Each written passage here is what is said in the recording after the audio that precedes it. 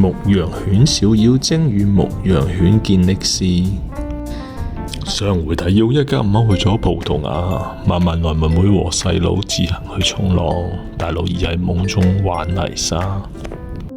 一家五口陪慢慢來妹妹嘅朋友天馬佩佩到愛爾蘭探望佢嘅遠房親戚。慢慢來妹妹喺葡萄牙海邊嘅懸崖峭壁衝浪時認識佩佩。佩佩嘅表妹獨角獸莉莉同妖妖精先生住在一起。妖妖精先生係一位非常出色嘅牧羊人，佢同忠心嘅老牧羊犬健力士一起照顧羊羊，佢哋係非常好嘅朋友。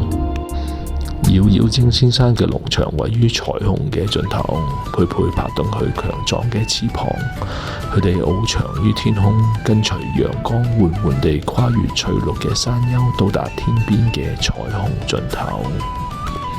喺彩虹嘅盡頭，獨角獸莉莉陪住妖妖精先生，佢有意無意地把金幣向空中玩弄。